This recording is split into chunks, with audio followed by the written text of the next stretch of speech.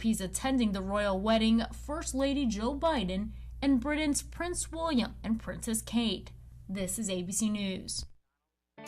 I can't wait for what's next. Even with higher stroke risk due to atrial fibrillation, an irregular heartbeat not caused by a heart valve problem.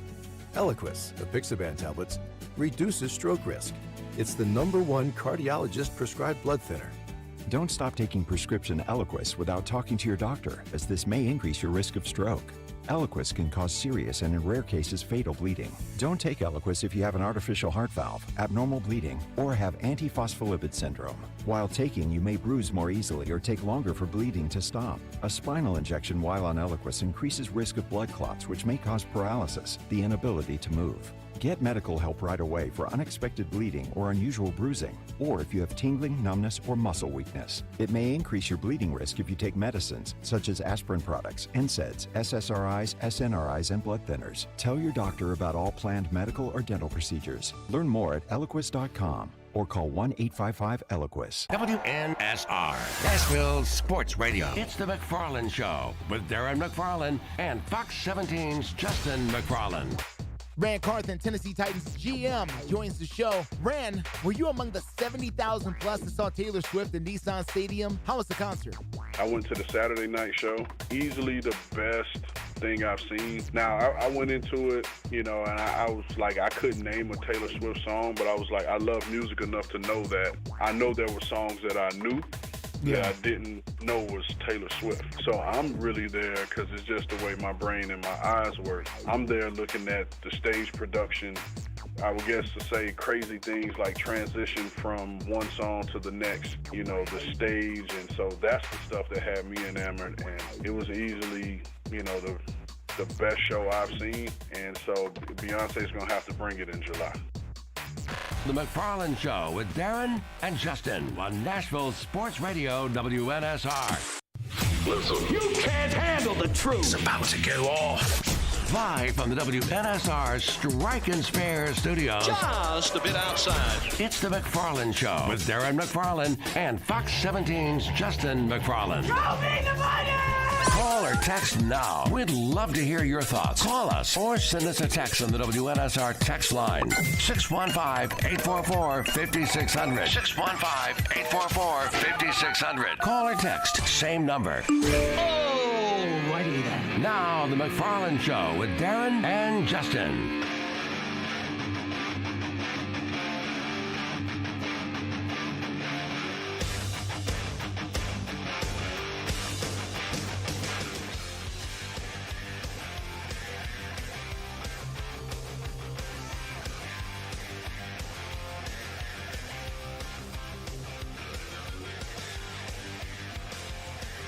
And a good Thursday afternoon to you. And yes, it is time for the Mcfarlands Show. Hope everybody's having a great day. Darren and Justin here with you. Yes, sir. Strike and Spare Family Fun Center Studio. Adam Johnson is along for the ride. You can watch us for the next 2 hours on Facebook, YouTube, Twitter, and Twitch. Our phone line and text line are the same, 615-844-5600. We will go to that phone line in about 10 minutes or so and catch up with Alex Doherty. Ooh, boy. Who was at the presser yesterday. That we were only on the air for 20 minutes because we had to turn things over to the Braves. And hip, hip, hooray, they finally beat the A's. That was awkward. Yeah. They were like in danger of getting swept by the A's. Yeah, that's not a good look. Yikes. But not they for didn't. them. Yeah. They didn't. They beat the A's in front of 472 people. So good win for them yesterday afternoon out in Oakland. But we did talk. We spent the 20 minutes talking about the pressure of Andrew Brunette, because now he has pressure. The pressure of Barry Trotz, who's soon to be the GM. Although something that we really didn't talk about yesterday is it feels like he already is the GM.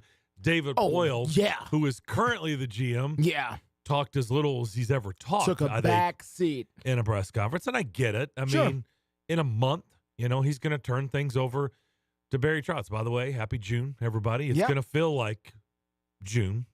Today. And tomorrow and this weekend. Wait till the weekend. It's going to get hot. Everybody who's been wanting hot, here it comes. You're going to get hot. Here it comes. You're going to get hot. So we spent a good or we spent the 20 minutes yesterday before we turned things over to Braves baseball talking about yesterday's press conference. So we'll talk to Alex Doherty, who, by the way, is on his way up to Milwaukee to cover the Admirals game. So we'll check in with Alex coming up here shortly. So longtime Titan punter Brett Kern calls it a career and spoke to the media today. The most consistent player on this in this franchise over the last decade, probably. And that includes, Derrick Henry's had a fantastic, career to this point. But Brent Kern has been putting in solid performance after solid performance after solid. You always knew what you were going to get. I hated the fact it was the punter where you always knew what you were going to get, but that's fine. An amazing, career that he's had. And Darren, I think that, that when you make a list of, I don't know how big the list is, but he'll go down as one of the best to ever walk out there on that field for this franchise. Let's not get ridiculous, but for this franchise, he'll go down as one of the best players this team has ever seen at his position for sure.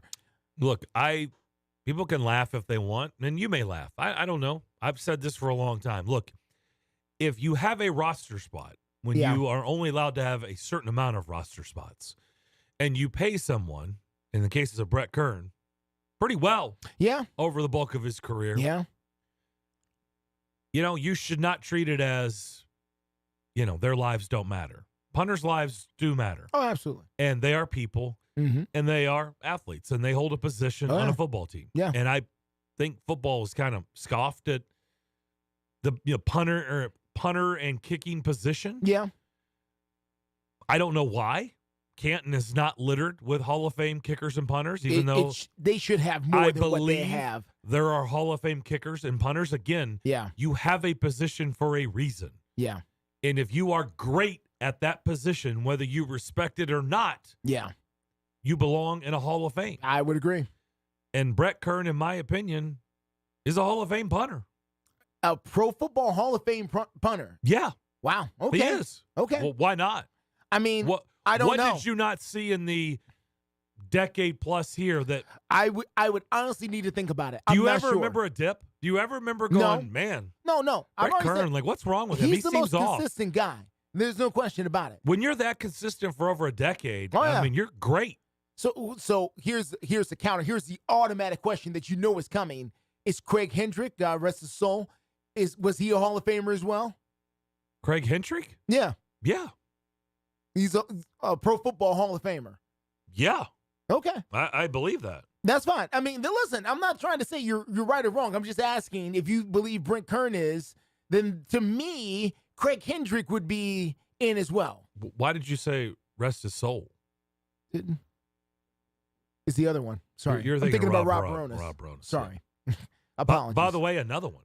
Yes. Well, again, okay, people may be laughing at this conversation. Was a kicker, not a punter. He was a kicker.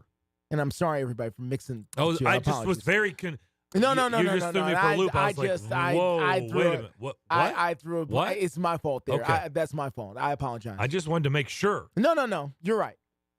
And I had a. You're the it's a brain toot. Yeah, it's same era, different. It's my bad.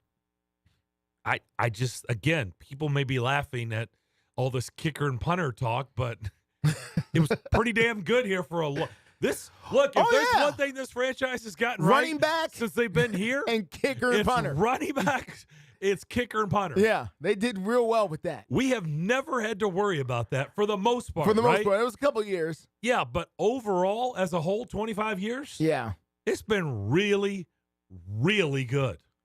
So here are the Hall of Fame kickers right now. Morton Anderson. I think there's like two. There's technically there's four. One of which was a kicker, kind of. Morton Anderson, Jan Sturdruck, George Blanda. Stenerud. Yeah. George Blanda. Yeah, George Blanda. Yeah. Yeah. That's the one. And Lou Groza. Okay. So, yeah. Those two have been in there for there's been the other two have been pretty recent, right? Because I think there's been a lot of blowback of like, Why don't you guys ever put him? You weren't putting anyone in. Morton Anderson. That was just a straight kicker. Morton Anderson is absolutely Right, a Hall of exactly. Famer. And it was ridiculous embarrassing. to think otherwise. It was embarrassing. He's absolutely a Hall of Famer without question. Yes, it was embarrassing how long that went. Yeah, I agree. Like, if you need to really examine Morton Anderson to realize he was arguably the best kicker of all time, come on. He's first ballot to me. I don't understand. By the way, five years return, after. I mean, special teams, return guys, they belong. Yeah. If they're great, but they're having to they fight. belong. Yeah, Devin Hester is dealing with that. He belongs. Yeah, I would agree. But he's dealing with that a little bit Because now. he had a window where he was Dominant. the best in the league. Dominant. Wasn't even close. Dominant. Electric. Yeah, just really, so really if you something. are a person that holds a window where you are great and you are the best in the league, you're a Hall of Famer. You just are. Well, I don't think Britt Kern's going to make it. Full circle. I didn't say he was. No. I that didn't start this 'Cause conversation. Those are the kickers. I even looked at the punter. I didn't say he's going to make it. I said I believe he does belong. If anything, he should be in the Titans. Yeah, he'll get there. He'll get to the Ring of Honor. Or whatever we decide to do. Whatever they're going to do with the new place. stadium. Yeah, at the next place. You know, they'll do that. But you know, it's the end of a wonderful career. I'm glad he got to go out in his, you know, sort of his own terms a little bit. And you know, he's seems to be a quality individual. I've never met Britt Kern, but I tell you what, his on the field performance was absolutely wonderful. And the franchise, I'm glad the franchise is doing this because they've been doing this a lot too. Darren, Delaney Walker, and other guys have been able to come back and, you know, say goodbye as a Titan. And even though they didn't have quote unquote Hall of Fame careers, they've been able to come back and really, you know, retire as the Titan has become sort of a thing. And I think that's very cool for the franchise and very cool for the fan base to get that opportunity as well. Jarrell Casey is another one. Yep. Congratulations. We talked about this with Vince on Monday. Lady Vols softball. They get it done. College World Series. They win game 1. Playing another SEC team. They beat Alabama today 10-5, so they will advance, and Alabama will slip down to the loser's bracket. And the next loss by them, they will be eliminated. They will play the loser of Oklahoma and Stanford, which is up next today. I believe Tennessee, Alabama was the first game, right? It was the opening game. Yep. So Lady Vols win 10-5. Wife was watching that a little bit. She said Tennessee almost ruled them. Yeah. Like it got that deep. It's like, wow. Well, Vince said, was it Monday? He said Oklahoma, right? I said, are they the best team? Yeah. Well, yeah, Tuesday. Yes, Tuesday. That's right. Yeah. Yeah, he's, of course. Yeah, it's a short week, yeah. He said Oklahoma's the only one, right? Yeah. Like the Lady Vols, Tennessee's the best team in the country. Yeah. Outside of Oklahoma. Outside of Norman, Oklahoma. Because Oklahoma has been, you know, a juggernaut all year. Yeah. So we'll see. Yeah, but the juggernauts are fun. Listen, South Carolina was the juggernaut in the women's, you know, basketball. Goodbye. Yeah. You know, this has not been a great year for the juggernauts. A lot of them have Boston fallen. Bruins. Yeah. It's First not, round. You know, Georgia basketball has been about it. You know, Georgia football, rather. Georgia football has been about it. I was like, Georgia basketball. No. What did I miss? Let's take a break. Do they have a basketball program? Can I get a coffee? I need a coffee. All right. Justin will get caffeinated. We'll come back and talk with Alex Doherty. We will do that next here on the Mcfarlands Show. Hey, I'm Andy.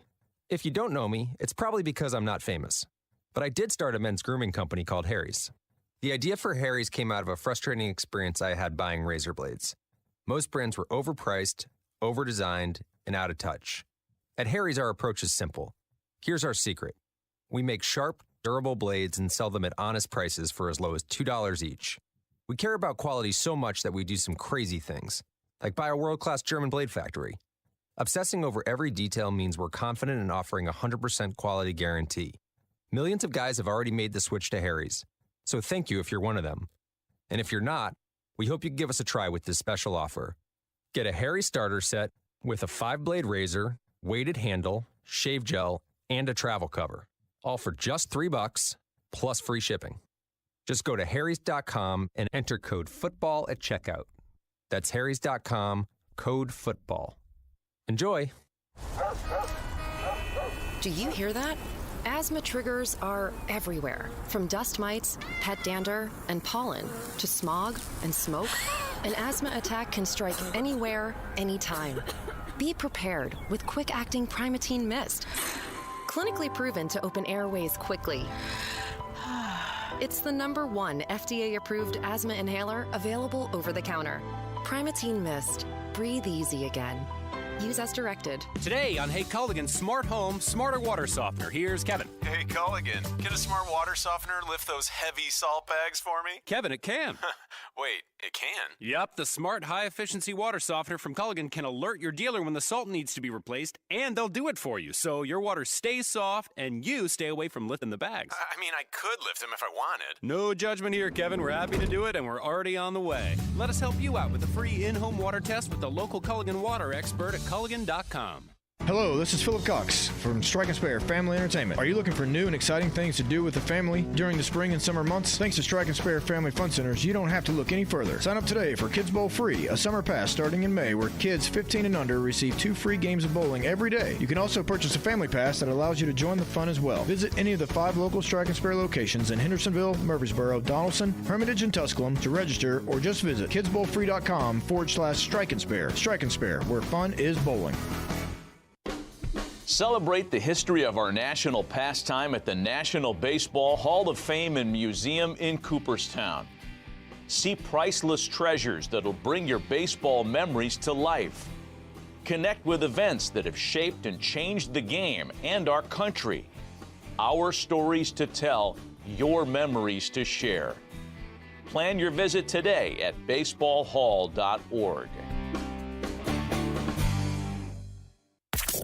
The Jim Rome Show. I get a lot of vacation. I understand that. However, I don't take a lot of sick days. These things are not one and the same. That was not like I worked 8 straight days or I worked Super Bowl Sunday. I think I'll give myself a day off. I earned it. Hey, and by the way, I could because I have those days. I pride myself in not taking sick days. I hate that. We usually grind through it. But honestly, it was the right thing. In that case, it was the right thing. The Jim Rome Show. Weekdays 11 to 2 on Nashville Sports Radio. Give us a call, 615-844-5600. The Mcfarlands Show with Darren and Justin. Rolling along on this beautiful Thursday here in Middle Tennessee. Hot days are ahead. Yes, they are. For all those who are wanting it, you're about to get it. Here it comes. Darren and Justin here with you, Strike and Spare Family Fun Center Studio. You can watch us until 4 o'clock today on Facebook, YouTube, Twitter, and Twitch. He's not going to be seeing this interview because he is driving. He's Alex Doherty, Penalty Box Radio. He now joins us. Alex, tell everybody what you and Sean are up to today. Yeah, well, we are in, we just passed Bradley, Illinois. I don't know anything about Bradley, Illinois, other than I just drove by it, but Sean and I, with Penalty Box Radio, we are on the way to watch Game 4 of the Milwaukee Admirals and the Coachella Valley Firebirds, who are locked in a series of the Western Conference Final Series of the AHL playoffs. And, of course, the Milwaukee Admirals are the AHL affiliate of the Nashville Predators. So we've been watching this, pretty closely just because, there's not a lot of hockey going on, but they're still playing. And so we figured, our website, we cover everything Nashville hockey, including the prospects, including the draft and everything. And so we are going to go watch the Milwaukee Admirals and see how they do in this game. They're currently down in the series 2-1, but if they tie this game up the way it works, they got 3 games at home. So they have games 4 and 5 are both at home. And then, if they can win both these games, then they have a lead in the series and they can go to the Calder Cup final for the first time in quite a while. Well, yeah, it's been 17 years since they've been in the Western Conference Finals. So, yeah, without a doubt. Alex, in all the times coming on here this offseason, I've been pretty consistent with one question. And that question was, this is not passing the smell test. This is not adding up. It doesn't make any sense to me. And it played out. What was your, when the news got out there, when it started circulating and the days are running together because of Labor Day, when was all this? Tuesday morning when we learned of this? Yeah. What were your initial thoughts? Well, I would say let's go back for a few weeks. So, after that press conference, after the season-ending press conference with John Hines there and Barry Trotz there, where he made the quote, or where he said, he's under contract, I think that was like kind of the first sign of like, okay, something's a little different here. And then every day that goes by from there, so that was 6 weeks ago. Every day that goes by, your percentage chance of John Hines being the coach next year just goes down a little bit each day. And then, we get word from Elliot Friedman that, a decision is coming soon. Don't really know what that means. Don't even know what that decision is going to be. But then, obviously, as soon as Kevin Weeks tweeted something about about Nashville and kind of not even made the news yet, but he tweeted about Nashville. He had a picture of downtown Nashville there. I was like, okay, something's happened. There's got to be some news. So I was ready to see what it was, and then we learned. And my reaction was less surprised at the John Hines firing, a little bit more surprised at who they hired to replace him. Only because, I wouldn't have guessed that would have been the top choice. I mean, maybe he was, maybe he wasn't, but I do think it's a good hire, and we could talk about that. But I do think that Andrew Brunette is going to bring in some welcome changes that we heard about on Wednesday. I think it's probably a good decision. I do think that there's a lot to be said about what they did with John Hines over the last 6 weeks. Okay, like what? Look.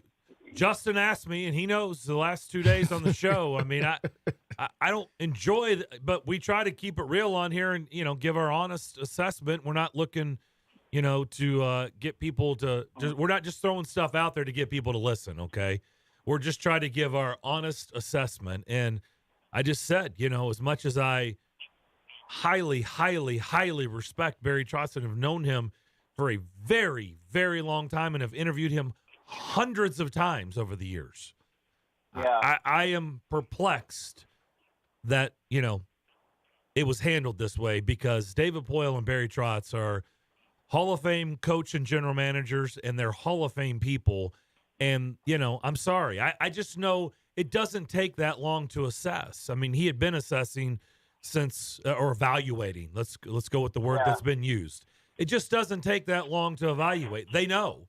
And so I'm not sure why they just didn't go on and tell John Hines, man, we appreciate everything you did. 4 years, you're a classy guy. You're a really good hockey coach, but I think we're just going to go in a different direction. That tends to happen with a new general manager. And thanks for your service. We really appreciate you and everything you did. And just call it a day. I mean, that's what it is. And as you know, there's a big faction of the fan base that would have been totally fine with it because they weren't in the John Hines camp to begin with. So this whole he's out and new guy is in on the same day, I just don't understand it. Yeah, and then also considering the fact that one of their finalists was Carl Taylor. I mean, and so if one of your finalists is already someone that you have not only that you have in-house, sort of, but that also is interested in the job. I mean, Carl Taylor clearly wanted the job too. Why do you need to hold on to the guy that you're probably going to fire? I mean, none of that really makes a lot of sense. It seems a little bit it seems out of character, to be honest, with Trotz. But maybe he was. I don't know exactly why he approached it that way. But if you think about what he did with Hines at the end of the season, saying to them, as he said yesterday, saying to them, okay, we've got to evaluate. We're going to look at all of our options. I'm going to make a decision at the end of May. And this is on presumably, middle of April. So 6 weeks ago. I mean, if I'm John Hines, I'm like, well, that's it then. I mean, I know it doesn't take him 6 weeks to evaluate me as a coach. I know that's not going to happen. So obviously he wants to go somewhere else. I better pack my bags and figure out where else I want to go. So Hines probably saw this coming and probably was like, I've got to figure out another option because clearly at the end of May, I'm going to be out of a job, or by the end of May. And so that right there that does seem very out of character. It seems very odd way to start your tenure as a GM, especially for a former coach, especially for a guy that, I mean, everyone says nice things about Barry Trotz. I mean, everyone likes him. There's so many people not just in Nashville, but in hockey who love Barry Trotz. To do something like that to a guy and burn a bridge that really didn't need to be burned. And so I don't think John Hines would have had any real issue, I mean, other than losing his job, but would have had a real issue with Barry coming in and saying, even the day after the season, hey, John, you did a great job. We appreciate your work. We're moving on. John probably says, you know what? I've been there. I understand. I'll move on, and I'll walk away. So, yeah, this last 60 days or whatever it's been, or not 60 days, but 40 whatever days, has been very odd that that's how it worked out. And it is a very odd way to start the Barry Trotz tenure as GM. I've also been saying that the more this went on and the more Milwaukee kept playing and there was all this limbo stuff and none of this was making sense, I've also been saying it feels like Carl Taylor is going to be added to this coaching staff. I didn't say in a head coaching, I said probably as an assistant. It feels like they're waiting for Milwaukee's season to be over, and Carl Taylor is going to be an addition on this staff. Dan Lambert is out. He was also a part of the news. I kind of feel like Carl Taylor, I still feel that Carl Taylor is going to be on this staff. Do you feel the same? Yeah, I think that's a strong possibility. Two things on that front. I mean, number one, Barry said yesterday pretty confidently, yes, I think Carl Taylor will have a chance at a NHL job, and he's saying that with this confidence. Seems like, well, you might be the one to actually give him that job, right, Barry? And then the other thing is, I don't know that. I mean, Andrew Brunette, he has 71 games as a head coach experience in Florida, and then the rest is all assistant coaches. It's not like he has some Rolodex of assistant coaches to pull from, right? I mean, he's very new at this, so he probably doesn't already have his power play guy that he already has on speed dial to call up and say, hey, come with me to Nashville. I mean, Barry said, I want him to find his guy, but, I mean, if I'm Andrew Brunette, I'm just like, well, it sounds like this would be a perfect fit because Carl Taylor has had such good progress down there in Milwaukee and can help with the offense and the power play, and let's bring him on. So, yeah, I would say that's a very, very strong possibility. I would also add, just because I saw some people asking about this, what about Dan Hino? What about Todd Richards? I think it sounds like they're going to be on board too. I mean, Dan Hino did a great job last year, has made a lot of progress with the penalty kill, and the players love him. Keep him around. Don't just end that relationship for no reason. Todd Richards has connections with Brunette as well, so that seems to be. So there's your. Is that your staff? Is it Brunette, Carl Taylor, Dan Hino, Todd Richards on opening night? I think that's a strong possibility. Yeah, and I know Barry tried to, and I respect this, and I do believe that he means it because, look, he's had coaches forced on him over the years, okay? And I'm sure coaches don't appreciate it. And it's not just here. It's all around the league. Coaches have an assistant thrust upon them from people above them. It happens in this business. And I can truly understand why that's probably a sensitive thing for him. I get it because, you're supposed to be able to be surrounded in the foxhole, in the trenches with people and trust. Mm-hmm. And you don't want, not that you don't trust the people above you, but, you just don't want them telling you, hey, this is the new guy that's going to be in your foxhole. And it's like, really? So I do believe that, but I also think that it does feel like this organization wants to reward. They think highly of Carl Taylor. They probably believe he should be rewarded for the work he's done. And the best way to reward him is to let him be a coach in the NHL. So it makes a lot of sense. I think they know if they keep him in Milwaukee, he's probably not going to be there that much longer. That's just my 2 cents. Right, I agree with that. And then I don't mean to get too far ahead of things here, but do you think it's possible? Maybe I think it's probably possible that the other option or the other reason they could be bringing Carl Taylor up is to go ahead and get him the NHL experience. If the Brunette thing doesn't work out, if the team doesn't make progress there, it's a pretty natural progression to just elevate him to the head coaching spot in case things go south. So just it kind of makes the Carl Taylor transition. If the goal is to make him the head coach at some point for good, it just gives an option. Again, that's probably thinking too far ahead. Maybe thinking too many moves. But well, look, just an idea. When someone's in your camp, that's when you really know. That's when you really know what somebody's about, right? Like, you can do homework. I mean, I get it. He's in their camp from a distance in Milwaukee, but, Scott Nichols there all the time. I get it. They know the makeup of Carl Taylor, but when you're truly around someone every day, that's when you really get to know that person, right? Yeah, and so that would help them in their evaluation, too, on whether what you just said, if that were to play out, they would know all about him because they've been around him every day. Right, exactly. Yeah, there you go. And I do think one thing to think about with Trotz here is this obviously sets up a scenario where his general manager, characteristics, and whatever kind of general manager he's going to become, starts with this move, right? Obviously you had the trades and everything, but this is really the first major move. I mean, this is his guy. This is who he wanted to hire. He was the one talking at the press conference. David Poile hardly talked at all. So it's like, this is his move. What is this going to say for what the rest of his general manager, role is going to be? I mean, it seems like he's going to be a big risk taker, and he's going to be a big swing kind of guy, and I'm gonna try to do a lot of things that are gonna make difference.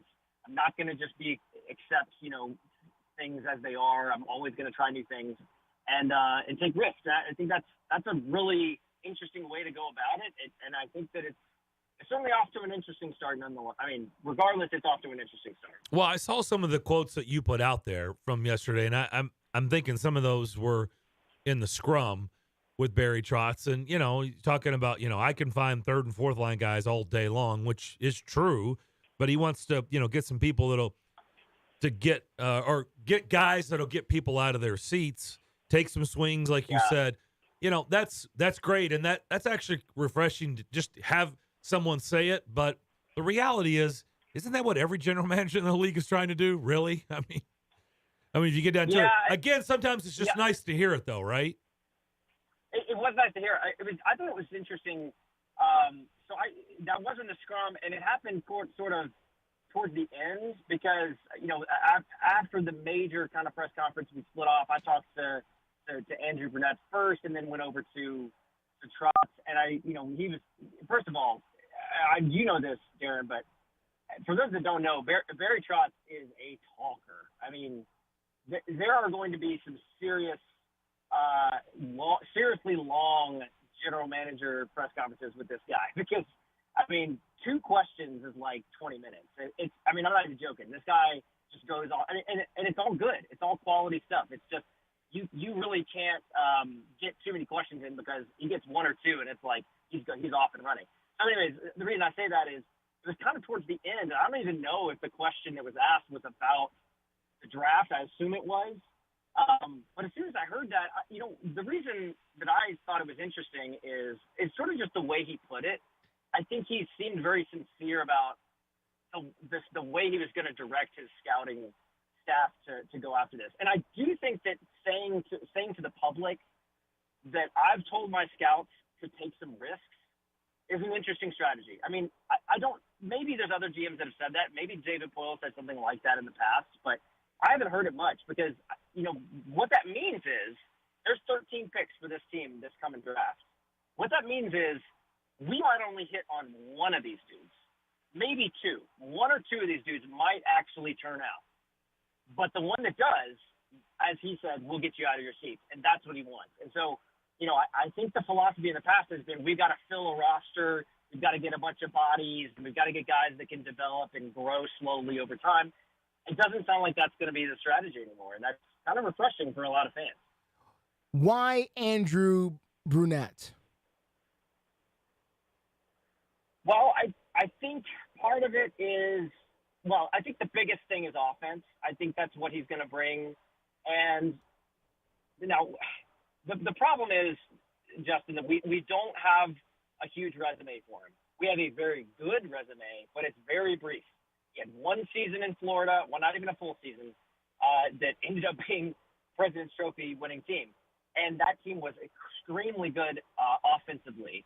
And he also saw some growth with some players that had not really seen that kind of growth prior to being there. But it's hard to tell. I mean, was he just implementing John Quenneville's system, or was he changing things on the fly? How much did he really influence last season's New Jersey Devils? I mean, it sounds like the power play was pretty much all him, which is great because that was a pretty good power play for the Devils. So I think it's about offense. It's about power play, improving the power play, getting more goals on the board. They've been kind of stuck in this mold of, well, we've got great goaltending, we've got good defensemen, that's all we could do well, and we're going to either lose or win based on that fact. Now it's like we've got to focus on offense. We've got to move some of these pieces around, improve our offense, get a guy in here that can improve the scoring of this team. So that to me, that's the number one. Maybe number two is I think they think he might be a little bit better at developing some of these young players, as I mentioned earlier, than John Hines was. Some of the hesitation with Hines to work with Ellie Tolvanen, to work with Cody Glass and Tommy Novak early on. I think it was like they need a guy in there who wants to put these guys in tough situations and let them struggle, let them figure it out so that they can grow their game. And so that's got to be the second thing. But the number one thing is offense for sure. All right. Last time we talked about the fact there were a number of openings around the NHL. If Andrew Brunette is so great and has a lot of potential, and there's no reason to think he doesn't based on what limited information we have, why didn't anybody else hire him? Why was he open and available to be hired with this many openings around the league? I missed it for a second. You're talking about Brunette, right? Yes. Yeah, okay. So, well, I mean, I think because he was an assistant on New Jersey's team, and they were still in the playoffs, they couldn't really talk. He couldn't talk to anybody. But then I do think he interviewed elsewhere. It was reported today that he was a finalist for the Columbus position. So I think he was possibly looked at elsewhere. He mentioned that there were other teams. He didn't say who they were, but I would be willing to bet he interviewed with Columbus and probably Washington and probably New York or Anaheim, one of those teams. But he said in his yesterday that it was pretty much all about Barry Trotz. He said when Barry calls, you listen, you pick up the phone. The respect that he had for Barry Trotz is probably more likely than anything what brought him to Nashville. That's what I would say to that. Last but not least for me, Alex, is they talked about the fact that he was a former Predator, and that it brings part of the culture, those kinds of things. But this is my rebuttal to that.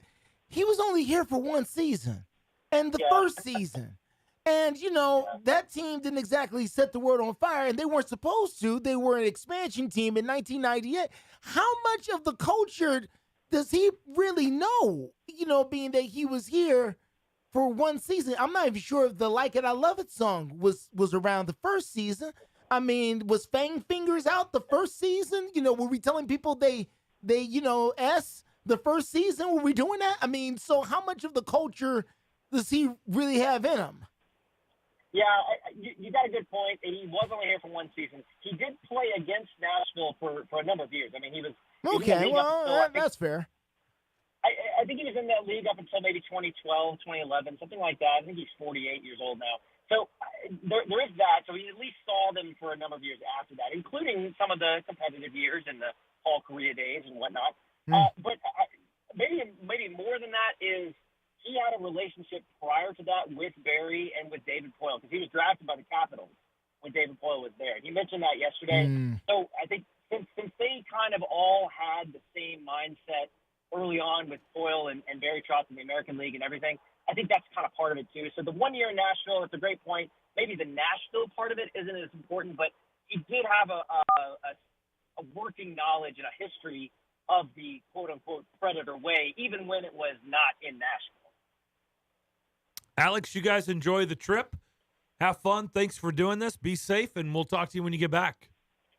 Definitely. Yep. We'll see you later. Thanks. All right. That is Alex Doherty. Penalty Box Radio does a great job Those guys, him and Sean Smith, covering the Predators for them on their way up to Milwaukee to cover the Milwaukee Admirals in the Western Conference Final. Down 2-1, so a chance to even that series up tonight. We'll come back. We're wide open this hour. 615-844-5600 is our phone line and text line the rest of the way. We'll come back and talk with you, and we'll do that next.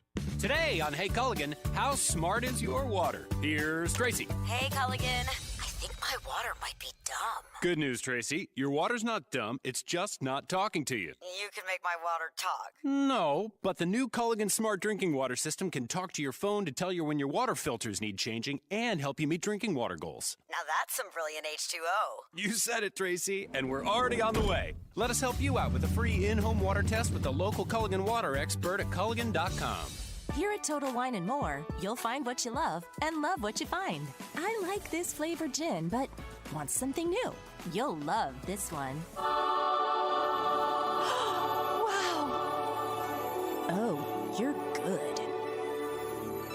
Find what you love what you find, only at Total Wine & More. Pickup and delivery available at TotalWine.com. Drink responsibly, B21.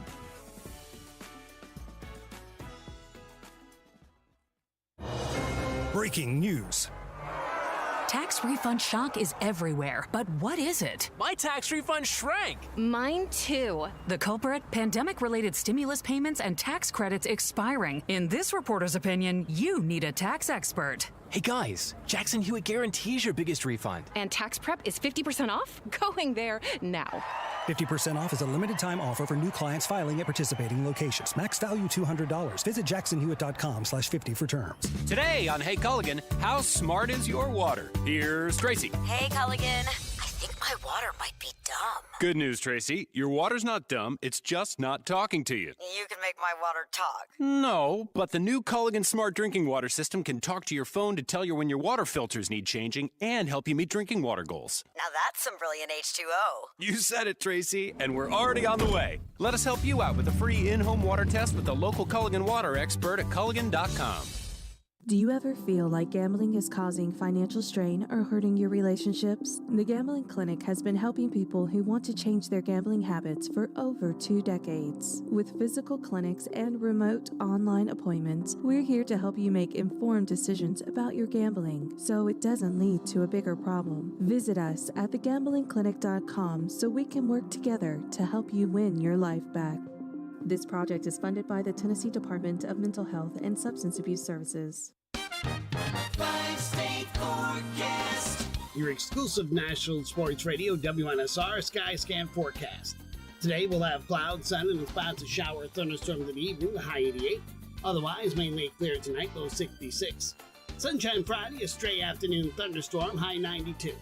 Utilizing the resources of the WeatherBug Network on Nashville Sports Radio, I'm WNSR's meteorologist, Jim Renaud. Sports Radio, WNSR.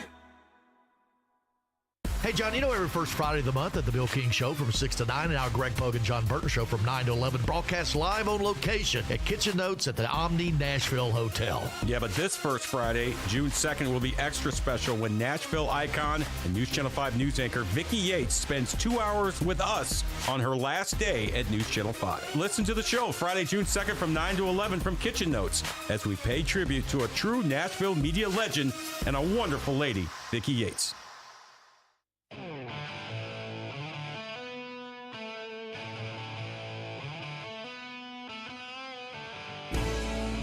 You're listening to The Mcfarlands Show live on WNSR Nashville Sports Radio.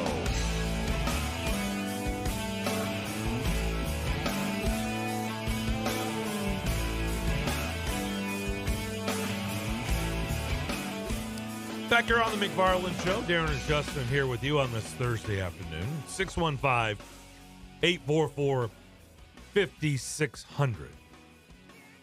Talk to Liz Allison at 3:15. Talk about what the Big Machine Music City Grand Prix has up their sleeves. We're Very cool. Not that far away as we begin the month of June.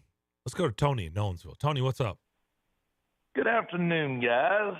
I tell you what, some noticed this week, Darren and Justin, and I don't know if y'all have known this is going on this week here in this town, But there is an event. There's been a lot of talk down in Destin with the spring meetings of the SEC and all about, once again, the NIL and the portal and all that. It's a lot of big talks obviously going on right now. But this week in this town, there is a conference going on. If you want to call it a conference, it's an invitee only. Darren, are you aware of a group called On 3? Yes, it's run by Shannon Terry. Right. And this week, Justin, they are having the 35 top blue chippers of college football recruits for 2024.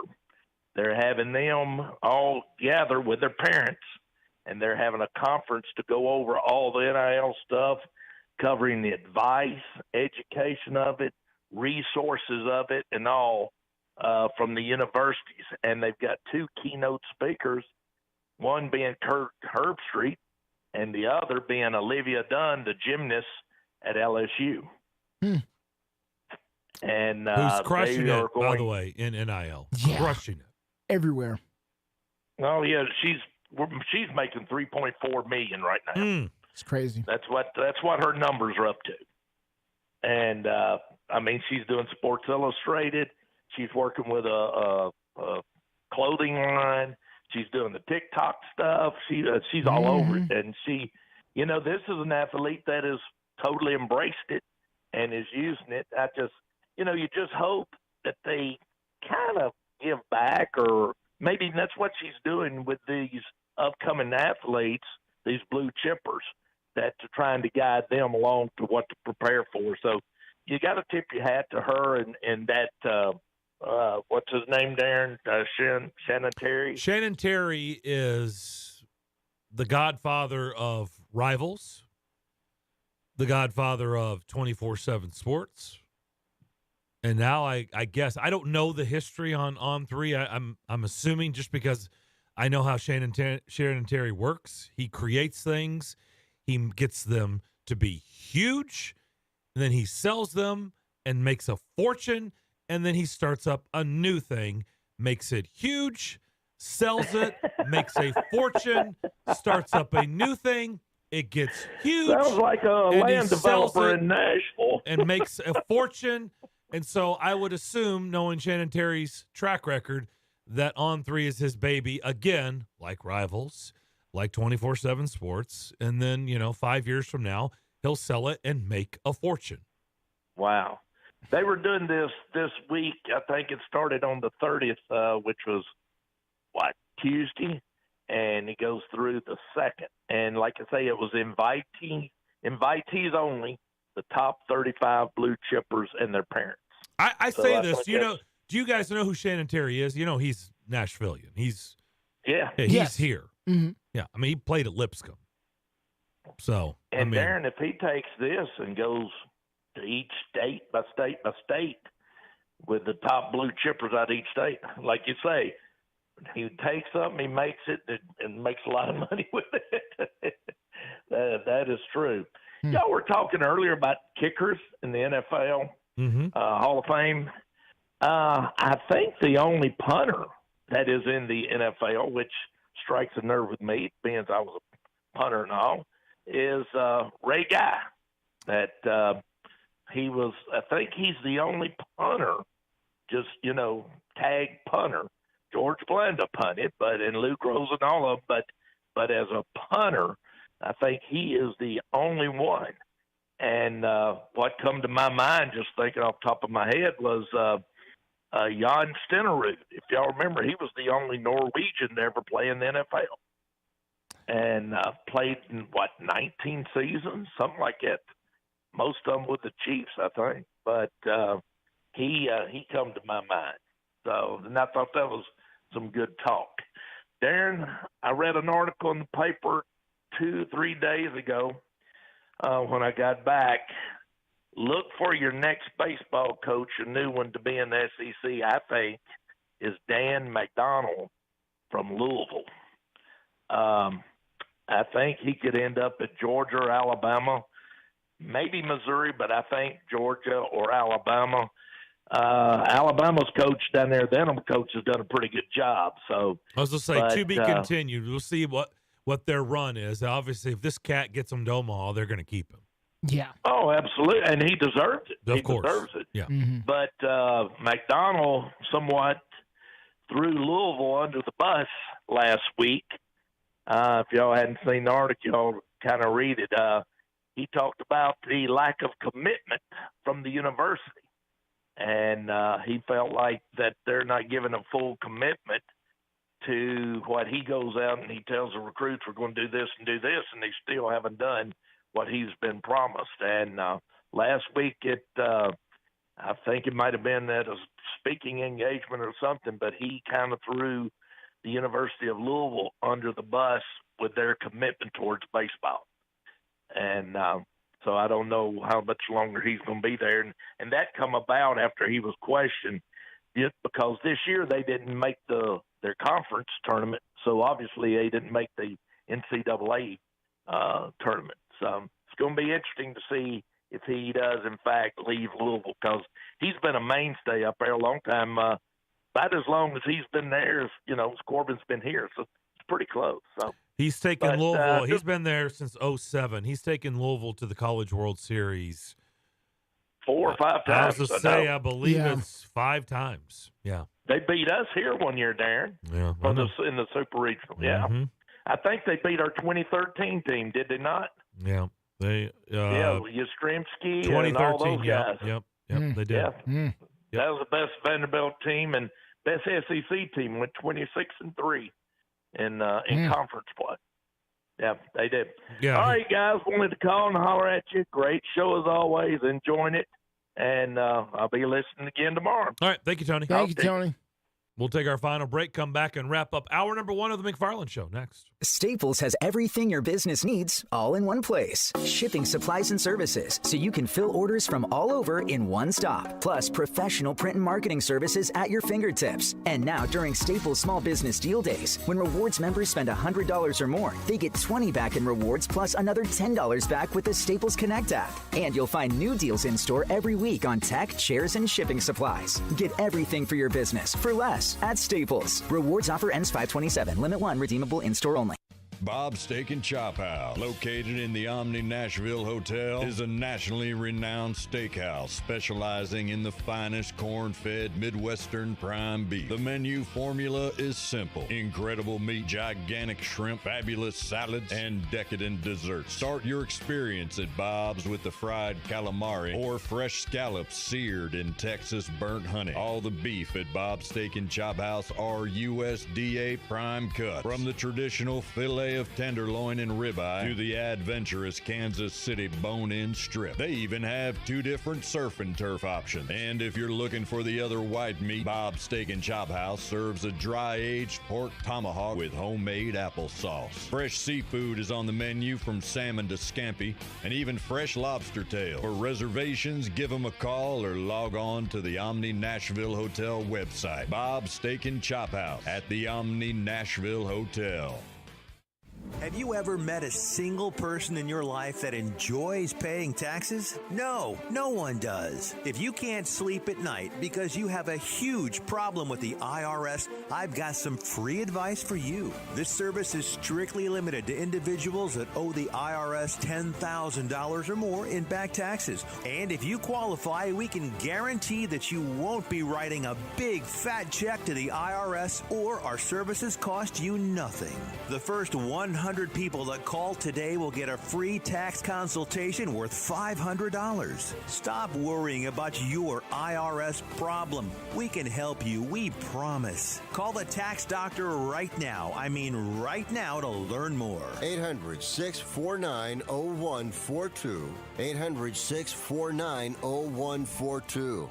800-649-0142. That's 800-649-0142. Timeout. All right. Remember, we're a team that plays together. Listen, the winning will take care of itself. We just have to get everyone involved. In interscholastic sports, we celebrate what makes every one of us unique. And in the pursuit of a common goal, everyone in the huddle, in the bleachers, and in the community comes together. This message presented by the TSSAA and the Tennessee Interscholastic Athletic Administrators Association. The battle for a sixth straight division crown starts right now, and the East already knows. Don't sleep on the Atlanta Braves. Next pitch to Riley. Swung on, hammered to deep center. He's at the track, he's at the wall. Home run. Catch the 2023 Atlanta Braves right here on Nashville's home for Braves baseball. WNSR, Nashville Sports Radio.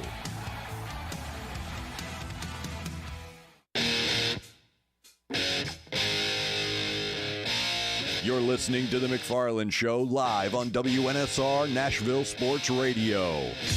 615-844-5600 is how you get in touch with us. They are playing the Women's College World Series out in Oklahoma City. The first game is in the books. Tennessee wins 10-5 over Alabama. That's the 4 versus 5 seed. Currently the number 1 seed, Oklahoma. No score. No score between them and Stanford. Bottom of the second. The winner will play Tennessee. The loser will take on Alabama. Mm-hmm. So the College World Series on the women's side is underway. We were talking about Shannon Terry. Yeah. He founded Rivals. He built it up. Yeah. Rivals was kind of a big deal. Yeah. Back in the day. Oh, yeah. He sold it to Yahoo for a lot of money. A lot of money. Gobs and gobs. A truck load of money. Yeah. Then he started 24/7 Sports, and he built that up. Yeah. I know because I used to work with them. Terry McCormick, too, for a long time. Yes. TitanInsider.com. I remember that. They built that up huge, and they sold it to CBS Sports. Now Shannon Terry is indeed the founder and CEO of On3. And so get used to the name On3. He'll build it up. Yep. It's going to get huge. And he'll sell it to somebody. And then he'll sell it for a truckload of money. To somebody. Now, the question is, what does On3 really do? Like, I have heard of Shannon Terry. I've heard of this company. Now, I've never really looked into exactly what it is that they do other than facilitate these kinds of conferences here that are being held to inform people about NIL, but that can't be all that they do. So it would seem like they may be some type of consulting firm, or they hook up people with agents or other financial representatives that can provide them the best deals possible, or whatever the deal may be. It says on3.com is the best of college sports and recruiting. It's the best resource for college sports recruiting and NIL. Okay. Find all your favorite teams' information, or you can browse them for advanced player database. Okay. All right. Well, cool. Or is it database? Whatever you prefer. Data. It's, tomato. It's your world, man. Whatever you want to call it. Okay. Cool. No problem. Listen. That's what he does. I mean, he basically stays a whole new world. He stays in the same lane. Yeah. Right? And that lane has been very, very good. Yeah. To the Terry household. Yeah. You find a lane, recruiting, you do it. College athletics. Yeah. Yeah. It works for him. So good. Good for him. Oh, it works.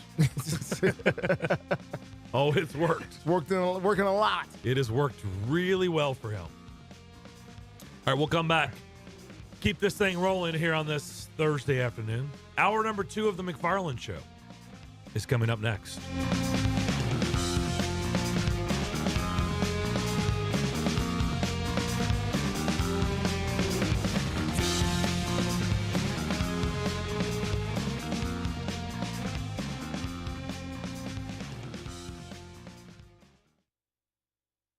.560 AM, 95.9 FM, Brentwood, Nashville, 107.9 FM, Smyrna, Nashville's first 24-hour sports station.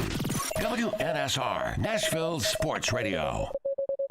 ABC News, I'm Rena Roy. In Davenport, Iowa, crews have shifted to recovery efforts following Sunday's partial apartment building collapse. 3 victims are still unaccounted for. Fire Chief Jeffrey Bladel says 2 others are safe. One had previously moved out a month ago, was found in Texas. and the other one was found locally. So we reached out and found those guys. On Capitol Hill, just 4 days left for the Senate to pass the debt ceiling package before the U.S. could run out of money to pay its existing bills. Democratic Senator Dick Durbin says there is no room to send the measure back to the House. Default is not an option, and that means we have to pass this bill. A vote could happen late today or tomorrow. The first named storm of the hurricane season in the Atlantic could be announced today. A system is developing in the Gulf near the Florida Panhandle. After 2 days in Iowa, Florida Governor Ron DeSantis is in New Hampshire. It's part of his swing through key states this week, kicking off his campaign for president. This is ABC News. Have you Googled yourself lately? Are there negative posts from an ex-employee or from a former client? Maybe an outdated news article, or sensitive personal information about your family. Search engines don't always get it right. For right or wrong, it's your reputation on the line. That's where Reputation Defender by Norton comes in. One of the most trusted names in online reputation repair. Reputation Defender has been fixing people's search results for over 15 years. Their cutting-edge approaches help you to wipe away unwanted information in your search results. They also promote the good stuff, so that it rises to the top, helping you put your best foot forward. Your good name is too valuable to leave to the whims of a Google algorithm. Take control with Reputation Defender. You can start by getting your free reputation report card at reputationdefender.com or call 800-401-6681 to speak to an expert. That's 800-401-6681. WNSR, Nashville Sports Radio. Post-COVID travel is on a surge. Many of you are traveling for fun because you've been locked up for 2 years. Listen, whether you're traveling for fun to Italy, Greece, Spain, France, or somewhere else fun in the world, or USA, now is a great time to book before the crowds hit and save. Plus, with a strong U.S. dollar, you'll get more travel bang for your buck. Right now is a smart time to make your reservations and call low-cost airlines. With one phone call, you can let us do all the work for free. We'll shop hundreds of airlines, hotels, resorts, and give you a way to save huge money on your vacation plans. And if you call right now, we'll give you a free hotel room with a qualified travel purchase. So call right now. 800-704-1662. 800-704-1662. 800-704-1662.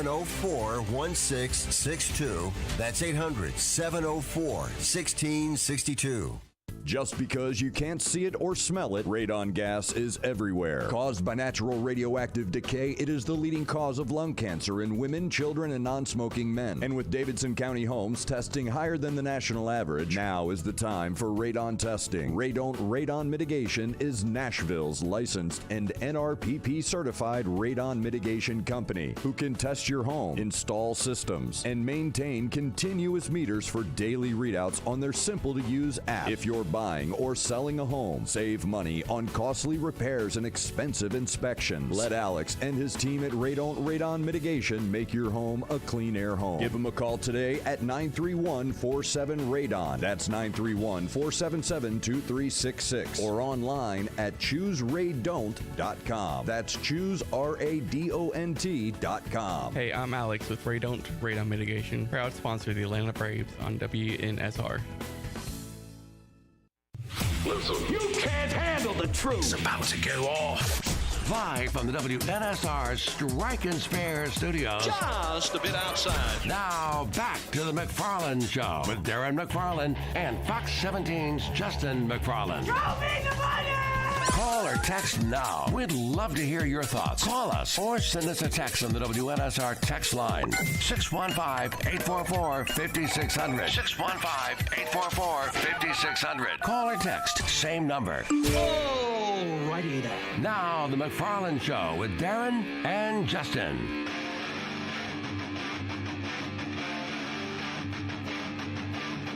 Second hour Mcfarlands Show here on WNSR. Darren and Justin here with you.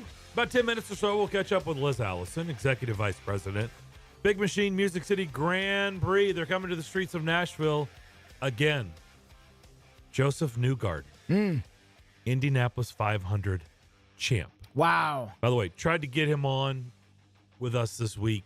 He might be a little busy. He's been a little bit busy. And they're going to Detroit, and they have a lot of stuff going on there, but he will They have told me that he will definitely be on this show. He's got responsibilities, elsewhere right now. But so in the coming, in the near future, Yeah. he will join the show. He's got to get that milk mustache off him and and ready to go. Yeah. Mike Vrabel yesterday spoke to the media. Titans had another round of OTAs, and let's hear a good little portion of what the head coach had to say yesterday to the media. A guy like that available, is that kind of what you were touching on when you had mentioned, how there's another phase of free agency, how it's not finished?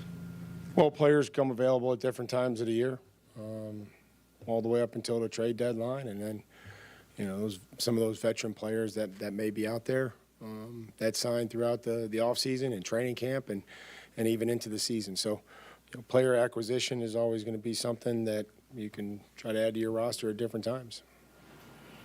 How do you like the contribution you've gotten from Chris Harris, Charles London, two very highly sought-after coaches? Well, they've been, good additions. Glad that they wanted to be a part of us, and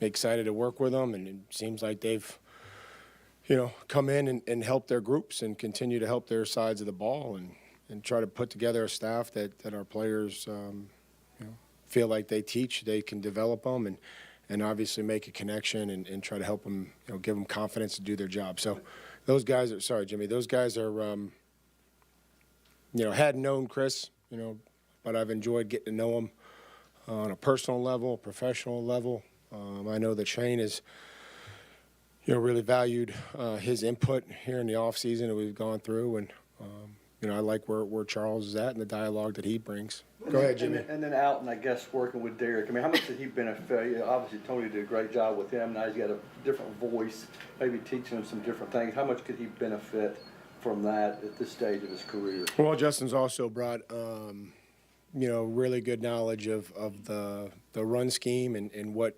the multiplicity that maybe we can do a little bit, and stuff that he's done in Green Bay and Denver.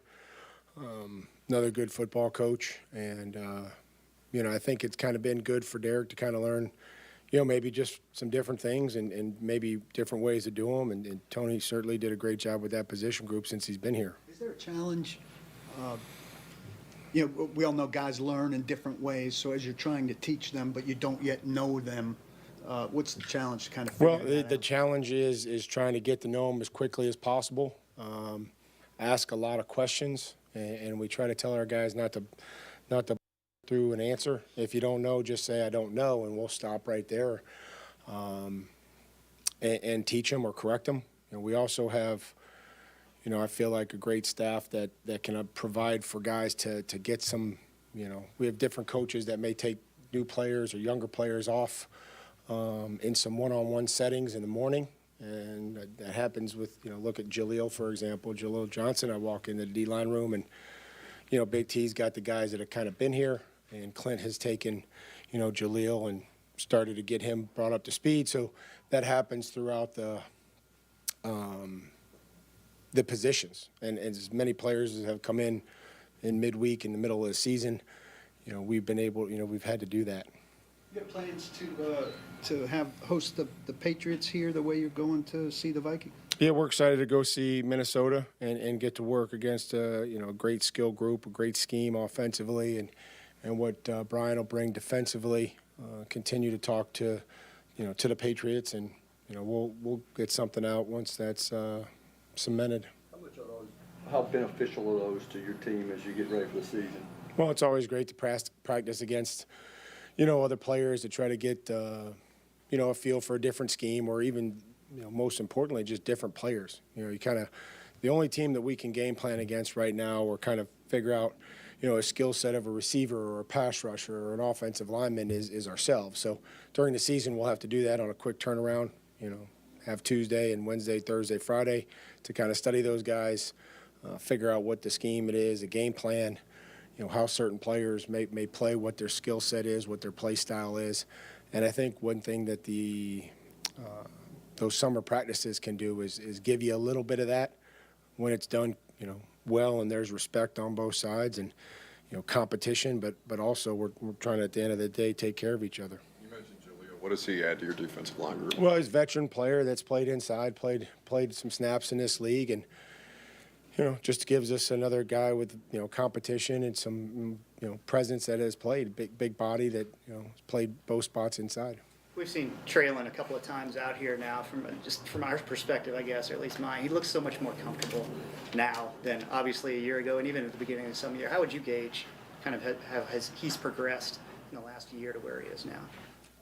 I think it's just important that we continue kind of in this progression of where he's at. I think he's much more confident in himself and his body and how he feels, what he's doing, what this league is like, what the routine is like, the daily approach. His attitude has been fantastic. So we have to continue to do those things between year one and year two. Monty Rice going into his third year, what would you like to see out of him? Who was that? Monty Rice. Yeah, just, consistency. Monty's, when he played, he played with a lot of speed. I think just some of the small details. Boy. But he certainly showed up around the football. He had, there was a play speed to him that we saw. And some of those things with consistency maybe weren't always Monty's fault. There's just things that come up, whether it's an injury here in training camp early on or then the Achilles. So, we just have to continue to work with him. He's, comes in with a great attitude and, excited to see where he can go. All right, there you go. There was a pretty healthy portion of yesterday's session with the media from head coach Mike Vrabel. You heard me make some size there and some comments about Monty. When he was talking about Monty Rice. Monty Rice is the guy that was drafted last year, Darren, middle round last year or maybe the year before for them, a linebacker. And he's been hurt, and they've been kind of waiting for him to make a splash. And just reading between the lines when they asked about him, anytime Coach Vrabel kind of pauses and takes a sigh and says consistency, it sounds a little bubblish for Monty Rice. And that's why I was, saying some of the things I was saying while he was speaking about Monty Rice there. It's, this is the time of year where guys need to be noticed. And, if he's still talking about consistency, that's, that it expresses some things that, that young man needs to work on here. Yeah, the first part at the very beginning that we were listening to, we kind of broke in a certain part of the press conference. I think Mike Vrabel was getting asked about DeAndre Hopkins. Yeah. Yesterday. Look, we've talked about it a little bit, just a very, very little bit, because he was released, right? Yes. By Arizona. And Arizona decided just to eat $22 million in dead cap just money. To get him out of the locker room. And actually, big thing about that, that's their dead cap, and they saved money. Yeah.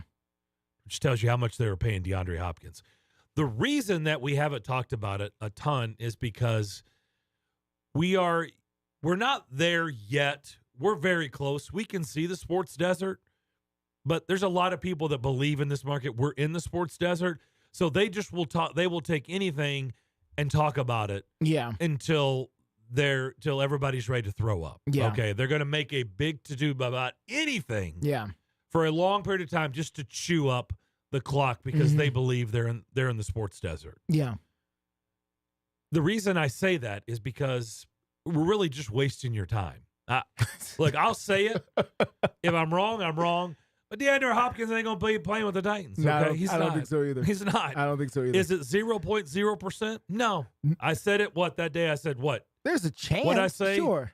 1 to 3%? I don't remember, but 1 to 2%, I said? There's a chance. Yeah, there's a chance. I said it's kind of in that Dumb and Dumber 1 in a million so stuff. You're saying there's a chance. So, yeah, that there's a chance at 1%. So why bore you with all this DeAndre Hopkins talk, for an entire show about something that we don't believe is going to happen and probably has no chance of happening, or I'm sorry, a 1% chance or 1 in a million. Just like that Jeffrey Simmons trade.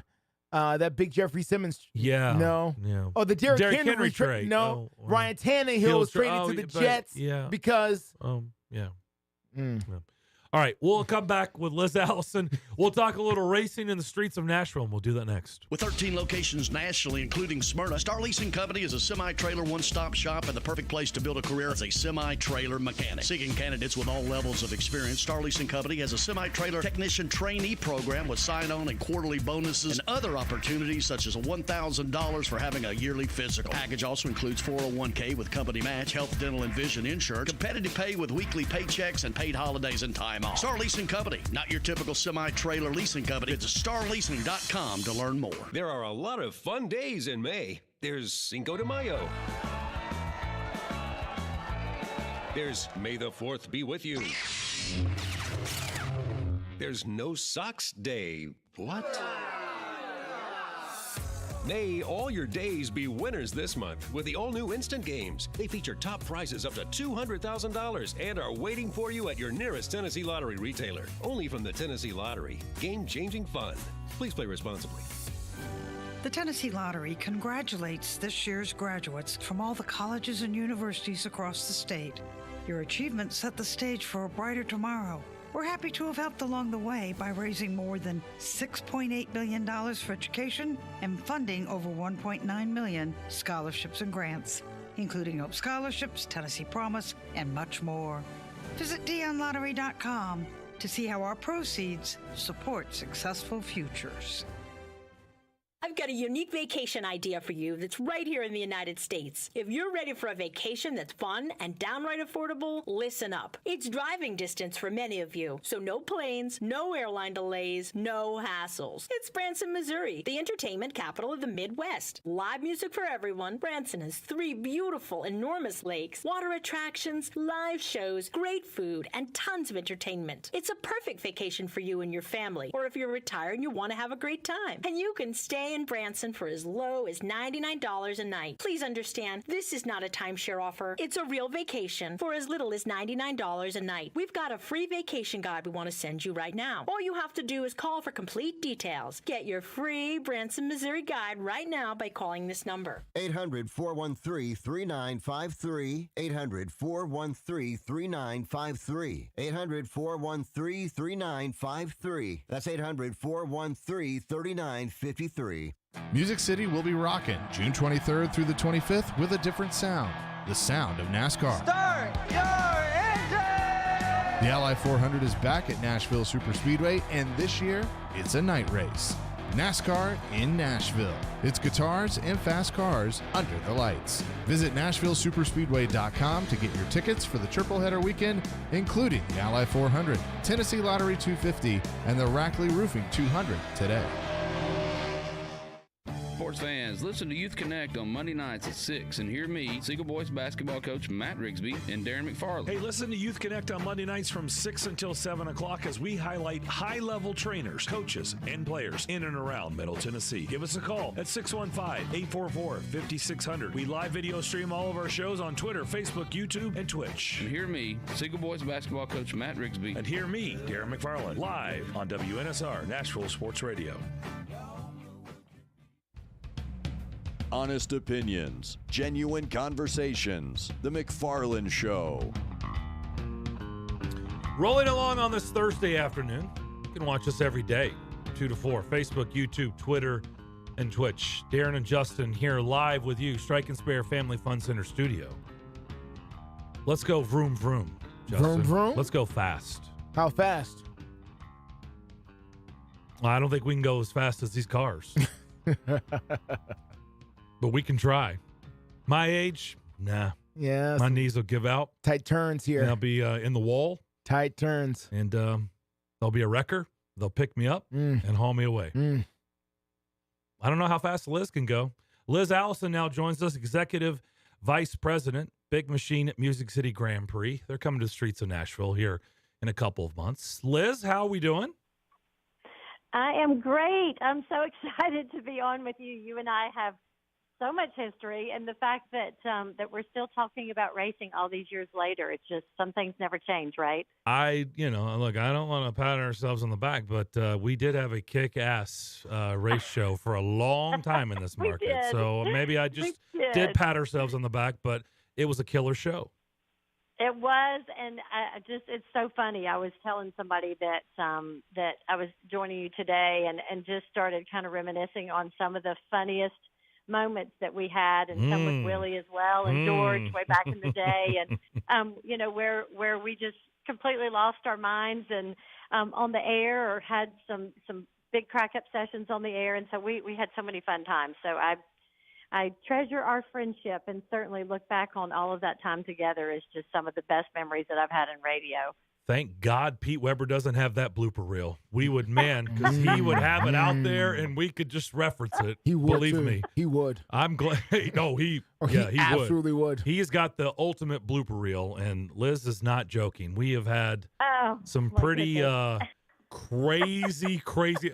I mean, not to bore everybody with this, but remember when Ed Carpenter was in studio with us? Oh, geez, yeah. Okay, Yeah. I mean, we're not going into any details, but wow. But that, by the way, that interview, Liz, made it to Associated Press. It did. And the funny thing for us is things that happen like that, we didn't even tee them up. It just happened. No, it just happened. And then we would be like, what just happened? Just and some of our just crack up moments where, live radio, there's just nothing like it, right? So I mean, like when something cracks you up, and it's like the little kid sitting in church, and like you're not supposed to laugh, and then you start laughing more because you're not supposed to laugh. And I remember one time in particular where you and I we both lost it over something, and Willie is trying to hold it together, and he's like, you could hear both of us just dying, and he's like, okay, I've lost both of my wingmen. I mean, like He's like, help me, please. Somebody, go to break, do something, because these two are done. We were toast, and you just think back on some of that, and you just can't make it up, and you don't even know it's coming. And then some things that you say, and it comes out of your mouth, and you didn't intend it to come out the way it did, which I always did. That seemed like to be my problem. But it would come out in a way that was like, did I just say that? Like, I didn't just say that. I did just say that. I think we pride ourselves in being pros, but there are times when we're like these stories we're telling right now, people are not going to be thinking we're pros. Like these, like you guys are professionals. Well, I mean most of the time. We got paid to do what we did, really? Well, we logged a long time on the radio, so we're allowed a little blooper here, a little blooper there. That's right. But you know what? We're still digging. We're still doing what we're doing. So all is good. All is good. I'm glad you're coming on today, because speaking along those lines, somebody that we used to talk to back when, I don't want to say, well, yeah, I mean, he was an unknown, and he's Nashville's own. He was a kid. Wow. It was pre-marriage, pre-kid, and it was Joseph Newgarden, and we have watched him grow up in these open wheel cars, and he's been a champ, a two-time champ, and now he is an Indianapolis 500 champ, and it was so cool to watch on Sunday. It was so cool to watch, and for us, and I loved your social post that you had out with your pictures with him, knowing Joseph and having the ability, obviously, because of what we do, but also just being able to become friends with Joseph through the years and see his career blossom into what it has. But to see him so excited and to go into the grandstands like he did after winning, it made my heart so happy, because he works so hard. He's such a professional. And I say this with all due respect. He's buttoned up. I mean, he's very polished. He's well trained in how to deal with the media. He does a phenomenal job.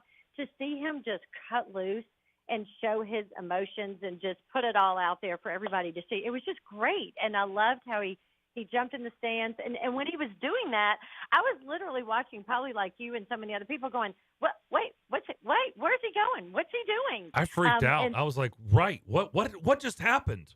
Yeah. Well, I thought he was going for the fence. I thought he was going to pull an Elio and go for the fence. And then when he went through the fence, I thought it was amazing. And to just see the emotions, I mean, and I tweeted this out myself. It's like it never have to guess how important a win, like in this case the Indy 500 and NASCAR, the Daytona 500, there's certain wins that there's just no words to describe. And even for Joseph and for the drivers, obviously Joseph had never won this before. So first Indy 500 win for him. He's wanted it. He watched it as a kid. He's wanted to win it so bad. He's missed out, so closely so many times. And he even said, people started really kind of doubting would he ever win and questioning him about it. And he was tired of talking about it. And to just see those emotions come out, quite frankly, it probably maybe surprised him a little bit about how emotional he was and how much and how deeply it affected him. I just thought it was the coolest thing, and I loved every minute of it. I can't wait to talk to him next because I'm going to tell him, he got that big monkey off his back, and so there's been so much relief. And then I'm going to apply all new pressure to him and say, when are you going to win Nashville? When are you going to win the race here in your hometown? When are you going to do that? How cool, I'm just going to do that because, he wouldn't expect anything less of me. Like, when are you going to win the Big Machine Music City Grand Prix, Joseph? It's your backyard. Don't you know he would love to win here? And listen, we love our series and we love all the competitors that race in our race. But I mean, we would be lying if we said that certainly we wouldn't want Joseph to win our race, right? He's from Nashville. He's a Nashvilleian. He's Hendersonville, so we claim him here in Nashville as well. But he's been a great ambassador for the sport. He's a great competitor. He's a great family guy. He's really all that, and I'm just really proud for him and happy for him. And it's funny when you were talking about having just through the years of having the ability to be around him and kind of see him grow and in his career and otherwise. And Joey Logano comes to mind for me, for you and I, because when we first started going out to the super speedway and we had our show out there for the races that would come to town, including IndyCar when it would come to town. Mm-hmm. But Joey Logano was one of the drivers that we interviewed early on that people were talking about. A lot of people didn't really know about. And I just heard him on a piece talking about Joseph Newgarden. And so it's kind of interesting. We've been doing this a long time, but to talk about Joseph before he was a two-time IndyCar champion and certainly an Indy 500 champion, and Joey Logano and all of his accomplishments in NASCAR. That we've been doing this so long. We were doing it before they were, we were interviewing them before people really even knew who they were.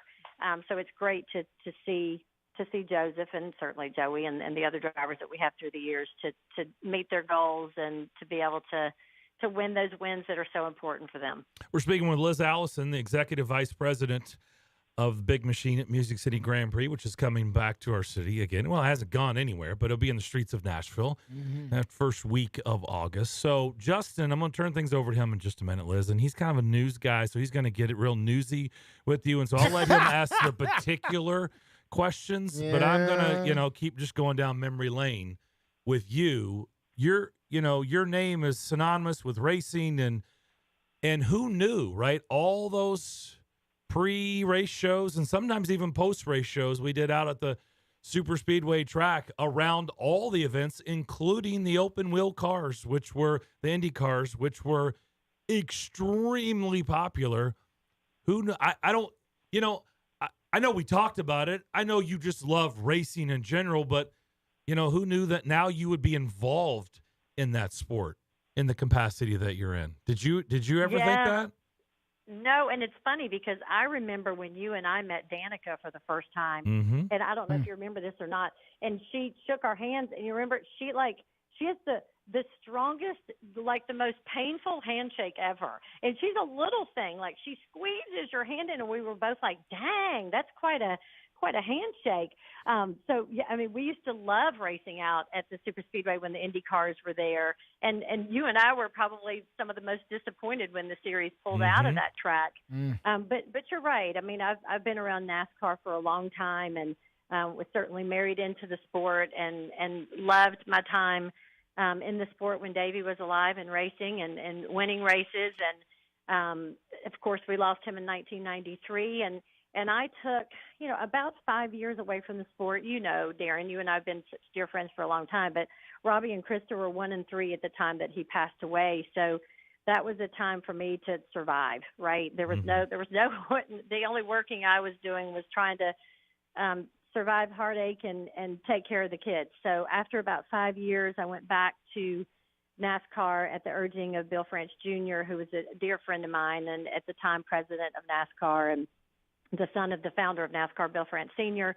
And so I went back to NASCAR at that time and just kind of threw myself into my career and worked for NBC TNT as a pit reporter and started writing books and just stayed in the sport. And the one thing about NASCAR in particular for me, because that's where so much of my time was put in, is that it's a big business, but it's a small family. And when you're a part of that family, you stay a part of the family. And even though I'm working in IndyCar now, yes, and it is very different. And there's people that don't understand it. Like, what are you doing? You're a stock car girl, but I'm a motorsports girl. I'm a race fan. And that's the hat that I put on every day when I walk into the office is I'm a race fan. And so, yeah, I love NASCAR, and I loved my time there. And I'm a huge NASCAR fan, but I'm also an IndyCar fan. You don't have to be one. You can be both. I love Formula One. I mean, it's just I love motorsports. I love the competitive side of it. And so, coming to work for me is I'm so blessed. I've been here since the beginning. So I joined in October of 2020. So, our first race had not taken place yet. So I've had the privilege and the honor, and I'm very blessed to be here and be a part of this team as we built something that was really incredible. And each year we make it better. And I'm so excited that we're coming into year 3 because this is, another opportunity to do it better than the year before and the year before that. So it's really not that different. It's different, but so familiar. And that's what I love about it. And racing to me is racing. And a lot of these people I knew anyway. There's a lot of folks, Jay Fry, he's the big daddy at IndyCar, as far as the series is concerned. And he came from NASCAR. And so, a lot of my friends are working on the IndyCar side as well. So it just, it feels like home. People absolutely love this event. 110,000 people over the course of the entire event last year. Of course, people still coming out of the pandemic last year a little bit. So possibly, Liz, more people expected this year, you would think. And when do you get started with building all of the bleachers and all of that going up around the stadium? Oh, gosh, just the mention of that makes my heart start racing. It's like we're ready, but we're not ready. So, I mean, I guess, first of all, for year 1, when we had our first event, we were one of 2 big events that were the first to take place after COVID. So, the big kind of, when the world came back to life, if you will. And so everything, like we had been working that whole time when the world was shut down, we were still working because we had a race that we had a target, we had a date circled, and we had to keep working towards that. And it was challenging for everybody, right, during that time to work on something that didn't exist. There's no venue. And by the way, we're in the middle of COVID and the world is shut down. So the fact that year 1 even happened is still shocking to me. And that's just as, the city officials and the mayor's office and our team and IndyCar and everybody that took their part in year 1. I mean, certainly hats off to everybody because we could not have done it on our own. So first and foremost, so from that point to go to year 2, there was so much that we were really just white knuckling year 1 that we were able to have that next year to truly plan and to use what we learned in year 1, so good and bad. I mean, because some of the best lessons we learned are things that we did wrong in year 1. So we were able to take those and really sharpen our skills for year 2 and see the fans, that the tickets grow as far as the number of tickets that we sold and those repeat customers that were coming back, which is so important to us. Like we love it when people buy tickets that have never been to our event before. Obviously, we're an event and we need to sell tickets and we do that well. But for people to trust us to come back after year 1 and year 2, that means that, they're coming back because they've liked what we've done. And we hope that people feel like they're taken care of. And so that's the greatest compliment to us So as we go into year 3, we have no reason to believe that it won't be even greater than year 1 and year 2 because we continue to grow. And as our event grows, then our fan base grows and our tickets, we go deeper in ticket sales. So we certainly expect that for this year. I can tell you this, Liz, that year 1, we made our way over there to the corner of when they came across the bridge. It was amazing. Yeah. And the people there, we were all, it was packed, but the conversations that we had with people, and by the way, they were so cool because my son was 2 years younger, 3 years younger. So he was a much smaller kid. People were getting out of the way, pushing him to the front. It was an amazing experience. And just feeling that roar That and rush, everything that coming up over the bridge. Is that the fastest part of the track in year 1? That coming over the bridge? It is. Yes. It was amazing. Yes, close to 200 miles per hour. And Darren, too, when you talk about that, because I can go back to that moment too, and just where for all of us that live here and we live in this community and we drive over the bridge, or we drive around the stadium, or we go to watch the Titans play, or we go to a concert, whatever it is, those are our roads, those are our streets that we drive on. And when you sit there and you're like, what in the world is happening? Like it just seems too much to even believe that it could happen, right? And so when people say, you're a 3-day event, what do you do all year long? I literally feel like I could just sit them down and would be shocked to understand what goes into trying to pull off just a 3-day event, for the year. There's so much that goes into turning those streets into a race course. And you already asked the question about building the course and when that starts. We're right over 30 days now from when everything really starts, as far as what your eye can see. For us, we're working year round because it takes that. We're in here, just like any other job, we're in here, 8-10 hours a day, year round, working on this event. Because that's what it takes.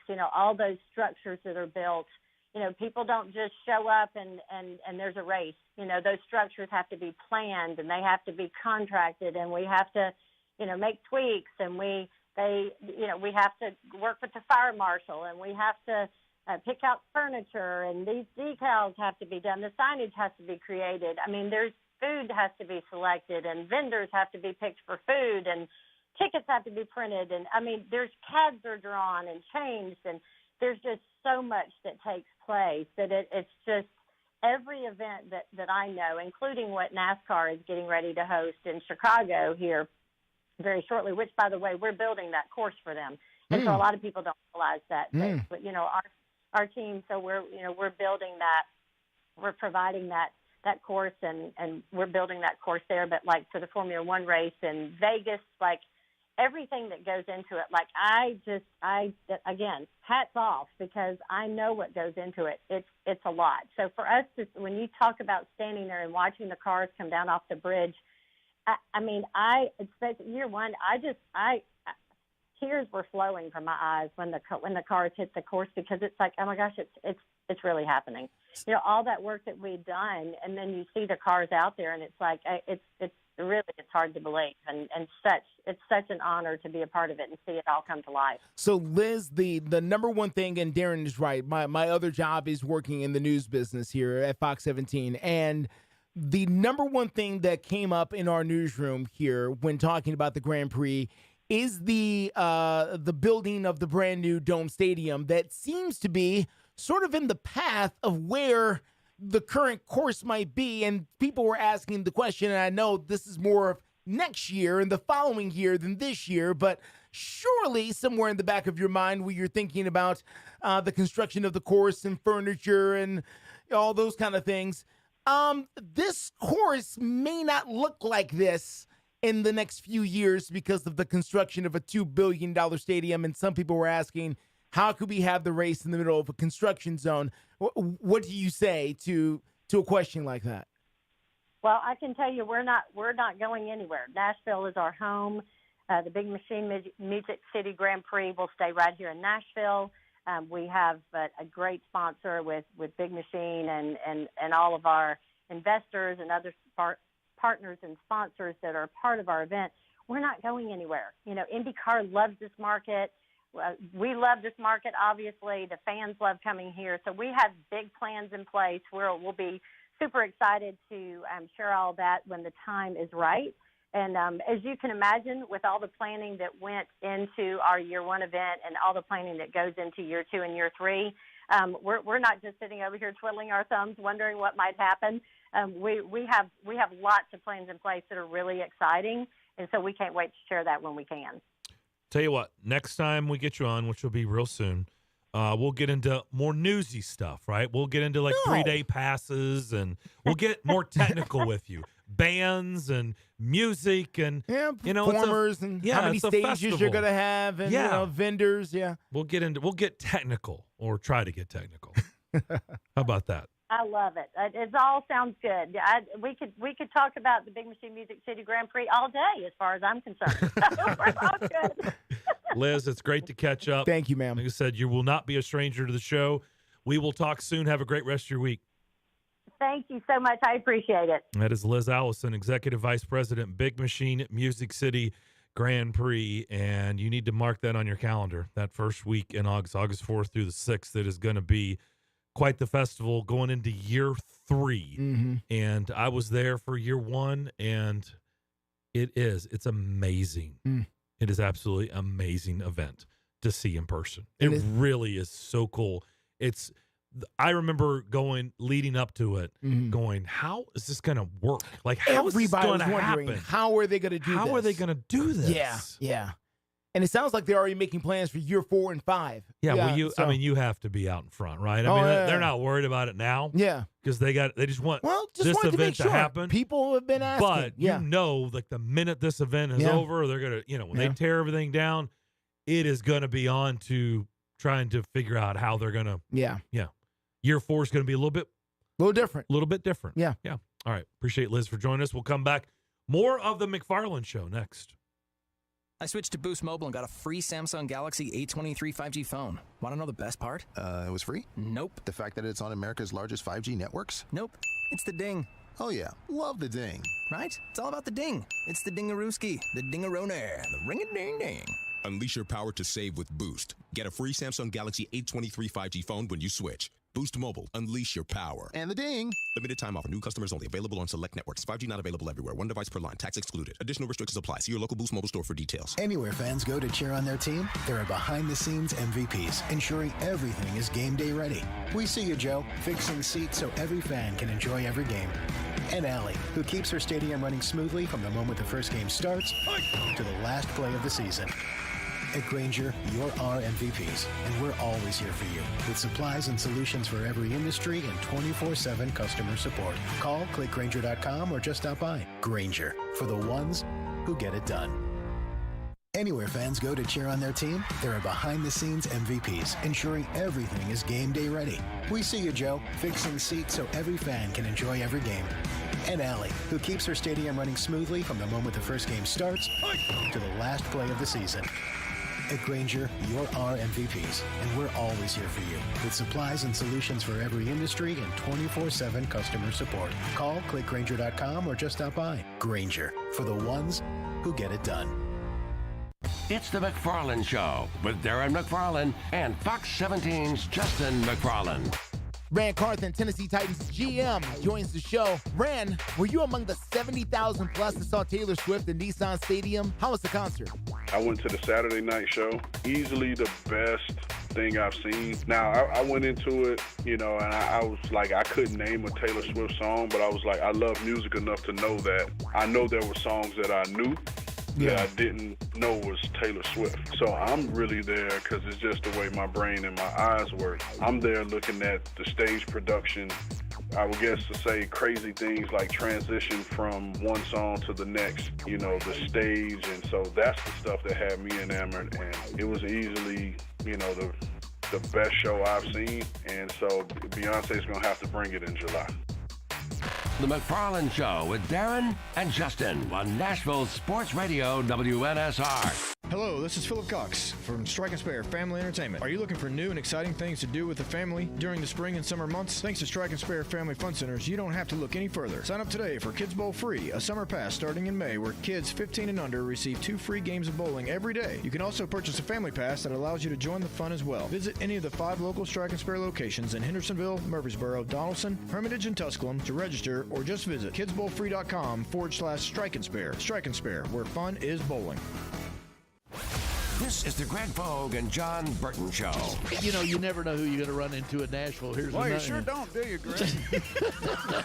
when J. Prue came in, I thought that was going to be the one, but just didn't turn out very good. He wore the napkin over his face and stuff. And I don't know what we were doing, but it sure was a lot of fun. Greg Vogue and News Channel 5's John Burton, WNSR, Nashville Sports Radio.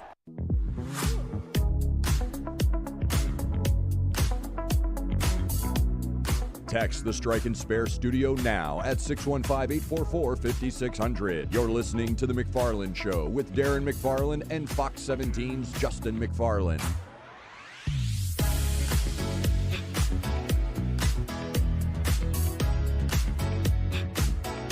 A little bit longer to talk with you. 15 minutes, 615-844-5600. Appreciate Liz Allison for joining us. That was fun. It was. A lot of fun. Informative as well. Yeah. I knew you were going to hit her with that question. I was just waiting for it. Listen, man. Trying to figure it out. I know. People ask like me the question. Right. But here's the thing. You can use this information to take to your morning job. Absolutely. And pass it along. We'll take it along to them. Yeah. Let's go to the phones. Let's go to Nate down in Columbia. Nate, what's up? What's up, guys? Unfortunately, I haven't been able to listen to y'all much this week, but I wanted to go back to the IndyCar race. And I don't know how much racing you have watched in your lifetime, Justin, but y'all, I know Darren knows that NASCAR has implemented the green-white checker, the overtime, for when there's a caution close to the end of the race, last couple laps. How do we feel about how the IndyCar race ended this past weekend? Taking Joseph Newgarden out of the picture. If it was not Joseph Newgarden, how would we feel about that ending? With basically you come to the line and you're just basically racing to the end. A lap. You're basically doing a lap. And Marcus Ericsson, of course, as you can imagine, who, by the way, was last year's champ. Yeah. Here, right? He won. Didn't he? Did he win here? Did Marcus Eric? I shouldn't have said that. I should have looked that up. I don't know. I think he won here, but I know he won the Indianapolis 500. He was looking to be the first back-to-back champ in a long time, right? Long time. And join a list that's very small, right, of back-to-back champs. So as you can imagine, Marcus Ericsson. Dixon.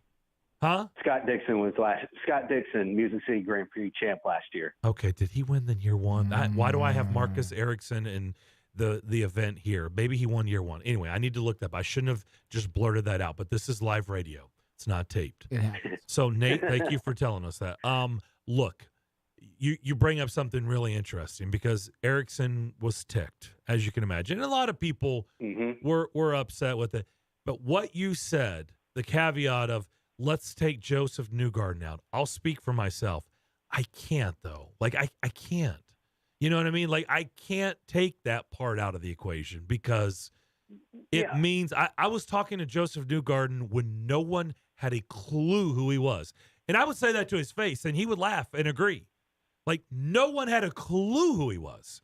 I was interviewing Joseph Newgarden because I was fascinated the fact that how the hell you're from Hendersonville. How are you an IndyCar driver? Like, how did that happen? Yeah. Like, wasn't there another sport you were going to try to make work? You lived in Nashville. So I can't because I'm way too far into the weeds with Newgarden to take him out. You know what I mean? Like, I don't care. Yeah. I'm just being honest, Nate. Like, I don't care if people are upset or if Ericsson's upset. Justin may have a totally different answer. Here's my thing. Did everybody know the rules going in? Did everybody understand the rules when the flag was waved? Everybody knew what time it is, right? Okay. then all is fair. If everybody, as long as we didn't change the rules here in the middle of the race and come up with something new on the fly, which I don't think they do, then it is what it is. Okay, listen, we can make field goals in football 4 points. Is it fair all of a sudden? Well, did we know it was going to be 4 points when the game started? If we did, then yes, it's fair. If we didn't, then no, it isn't. So that's the way I look at it, Nick. Yeah, that's fair. Going back to Erickson, Darren, it was 2021. After a lap 4 crash, he went to the very back. So 25 laps later, Erickson was in the lead and won in 2021. Okay, that's the one I was at. So that I knew I had that stuck in my head for a reason. So he won the inaugural event here. That's why. Okay. I knew there was no way I'm just making up Marcus Erickson won here in my head. Like I had to, it had to have happened. Okay. It was the year I went. Unfortunately, last year I was on a cruise and I didn't get back in time to go to year 2. I will be there this year. I'm going to try and get there eventually. It looks like it's pretty cool. And like you, Justin, I'm very intrigued to see how they pull it off in the next couple of years with the construction and everything. It's going to be pretty cool, I think, because I bet they could do a bunch of different stuff, especially during the early stages of construction. So thanks, guys. Y'all have a great day, and thanks for being a bright light in my day. Thank you, Nate. Appreciate it. Thanks for listening. I'm glad you brought that up, because that was something we probably would not have brought up on our own. No. But it did happen. And as I said, Marcus Erickson was highly upset in the post-race interview.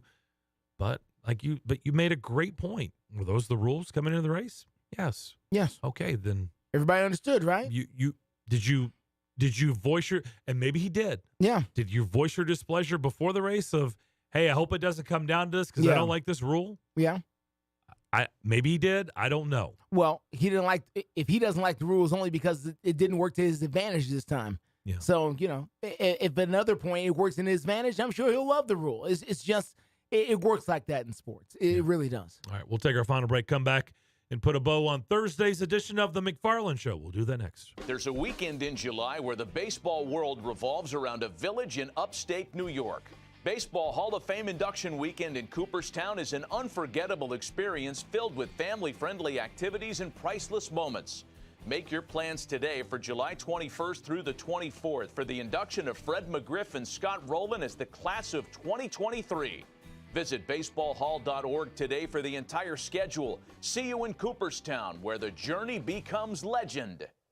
Without the ones like you, who work tirelessly to keep things running, everything would suddenly stop. Hospitals, factories, schools, and power plants, they all depend on you.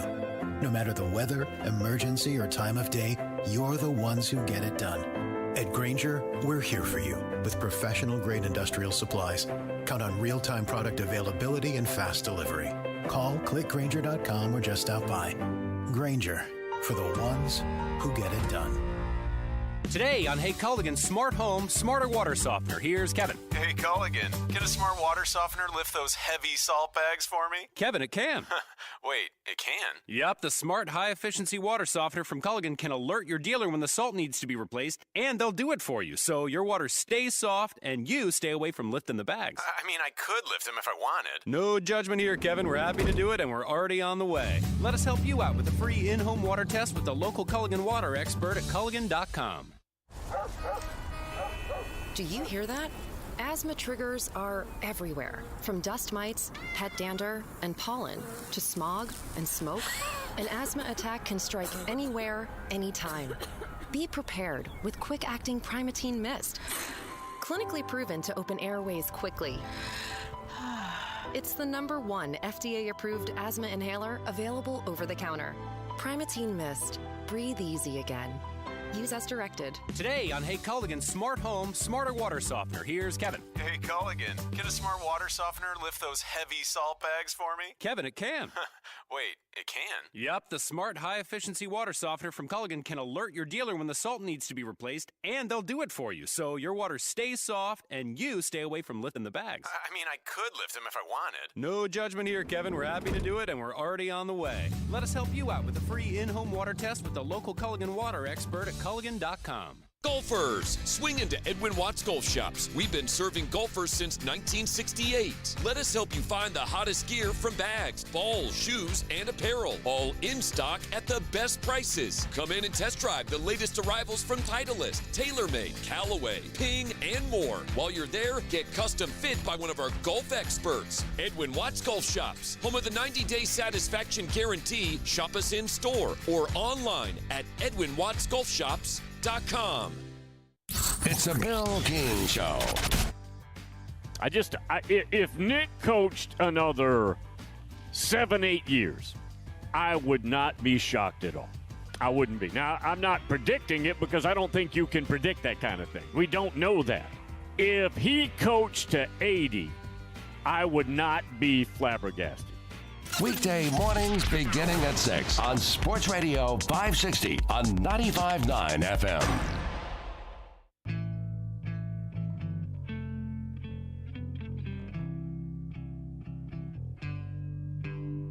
Welcome back to the Strike and Spare Studios. You're listening to the Mcfarlands Show with Darren McFarland and Fox 17's Justin McFarland. Thank you, big voice guy. NBA Finals tonight. Game 1. Miami out in Denver to take on the Nuggets. Who you got? And are you excited? Do you have any interest in this? Sure. Yeah. I mean, it's the NBA Finals, and somebody's going to win a chip here for the first time in a long time. Neither one of these franchises have won the championship in a little while here. I know the Heat Miami, more they recently just lost in the finals. Yeah, they got to the finals. COVID year? Yeah. They got to the finals but didn't win it. So it's been a little while, and Denver's never won it. I'm going to give Game 1 to the Nuggets for sure. Me too. Let me just say this. So you can go on and give a little tip to all the listeners.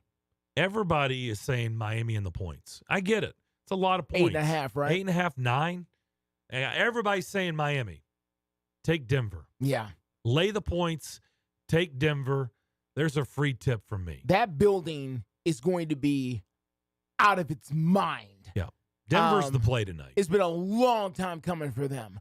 So, that crowd, that energy is going to be high. It wouldn't surprise me if Denver came out of here, and won by double digits easily tonight going away. Now, Game 2 and the rest of Game 2 is the real, game for this series. If Miami can go in there and weather the storm, which they have shown themselves the ability to do, despite whoever's out there with them, they can steal Game 2, and then we got ourselves a series.